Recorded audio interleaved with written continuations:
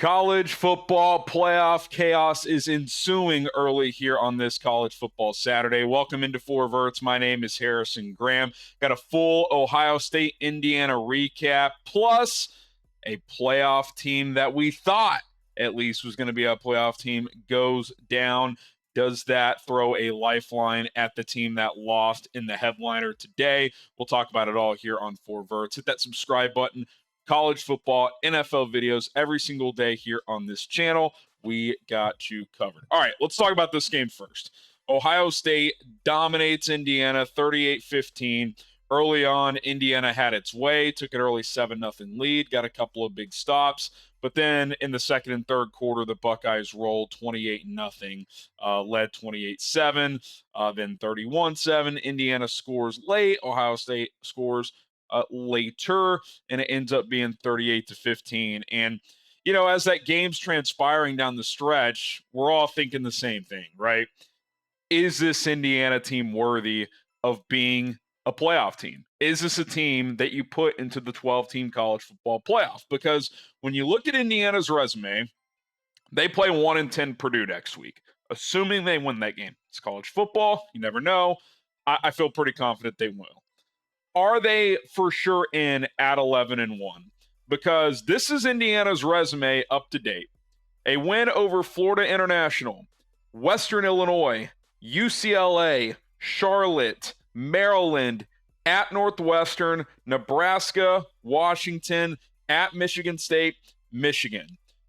You're talking about their best win when it's all said and done being one of Nebraska, Washington, or the Michigan Wolverines, who are nowhere close to what they were last year as the defending national champs. That's kind of a tough sell. Now, obviously, in a 12-team playoff, you don't need a perfect resume, but it's one thing to not have a ranked win at all.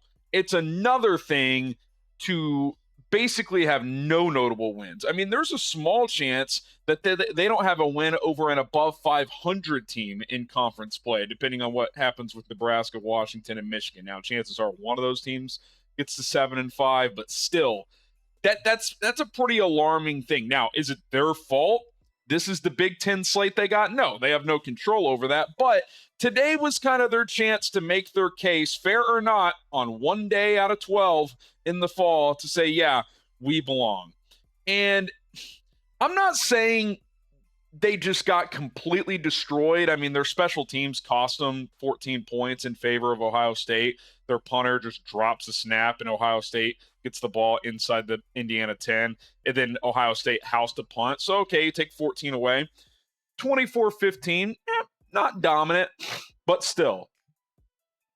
Indiana's offense struggled to get a first down for like 2.5 quarters. I mean, they could not block. They were literally running the ball in the fourth quarter just to run the clock out, basically, to try and make this game not look as bad as it actually was. I mean, they really were. It was kind of like, this is a little embarrassing that they're doing this. But listen, you got to play the game. If you realize you're not going to win that game, try to keep it as close as possible. I don't blame Kurt Cignetti for doing it. I'm just saying that is kind of the reality you're facing in this new world of college football, where you know, you get late in the season and you start thinking about style points, resume, and adding it all up. Indiana's not stupid. They know that if they weren't going to win today, one thing they couldn't do is get completely dismantled. Now, they did get dominated. I mean, you look at the total yards in this game beyond the scoreboard, Ohio State 316, Indiana 151, which about 70 of those were on their final drive. You know, they didn't feel like they belonged on the field with Ohio State. Now, it was on the road.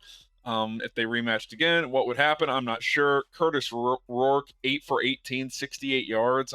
I don't know. To me, it's tough to sell this team as a playoff team. Now, I will say this. Coming up after we hear from a word from our sponsor, Turtle Beach, they might have caught a break in another game that took place. So maybe, just maybe, they were thrown a lifeline.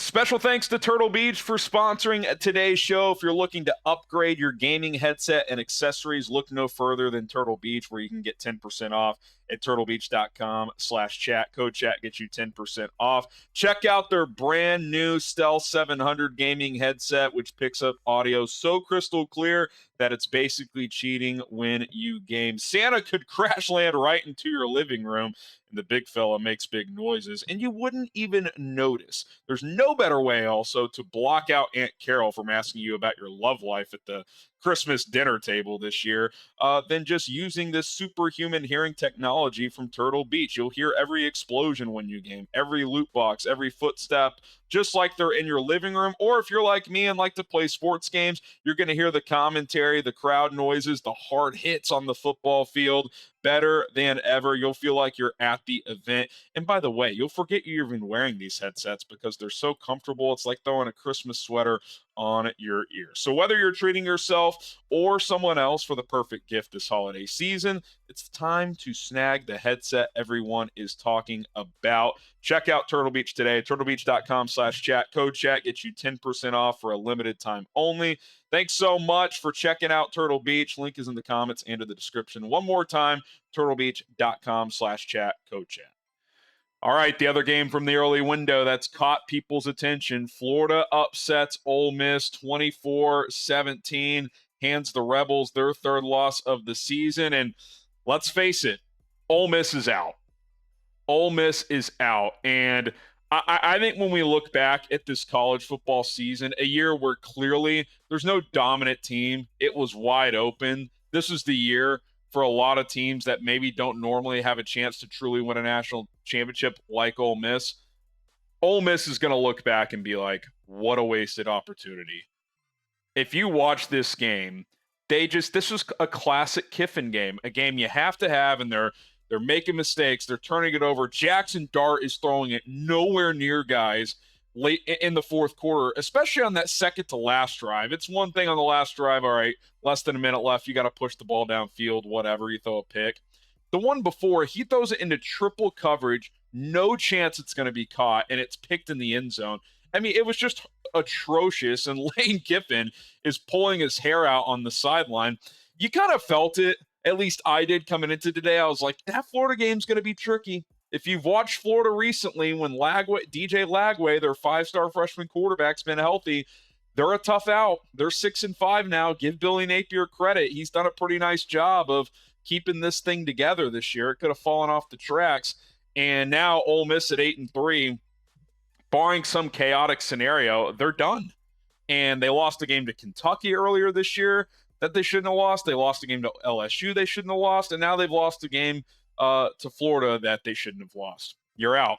Sorry. And, they had enough talent to be a national championship contender and to not even make the 12-team playoff. I mean, Dart was crying on the sideline after the game. They knew what was at stake today. You could not lose this game.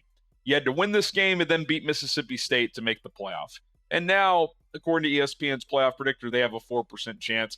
I'll give it a goose egg. They have no chance of making the playoff because even if you think they're a better team than Indiana, I'm not sure you could sell the public that a 9-3 Ole Miss team that has losses to Florida and Kentucky, two unranked teams, and LSU, who's might end up unranked, but at the end of the season, they're unranked currently. 3 unranked losses. Say what you want, and I get it. They dominated Georgia. Does that outweigh 11-1 Indiana? I'm not sure. So while it's a tough sell to me for this Indiana team being playoff worthy, I can't put Ole Miss in there. I don't think that's proper. They didn't earn it. They did not earn it. They looked awesome against Georgia. Other than that, they just didn't live up to the talent they had on their team. And it's a missed opportunity from Lane Kiffin. It kind of feels like just a classic Lane Kiffin game and season in general. It's like he's done a great job at Ole Miss. There's no doubt about it.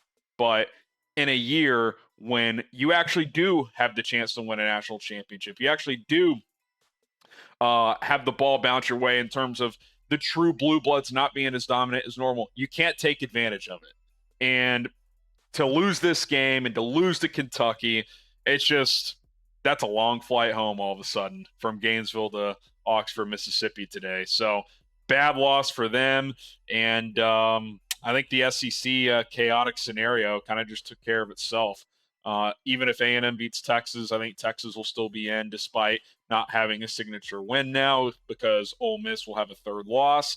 And, now it's just a matter of who makes the SEC championship game, as looks like 5 SEC teams will likely make the CFP. Now, if Tennessee were to lose at Vandy next week or something like that, that could be interesting. Now, it actually could only just be 4 teams because A&M, if they lose to Texas next week, that would be their third loss. So maybe it falls down to 4. Does that open a second team getting in out of the ACC or something like that? Who knows? But yeah, it's going to be an interesting rest of today, next week, and then championship Saturday, as Ole Miss losing kind of, eliminates the crazy, chaotic scenario as we are in the stretch run here.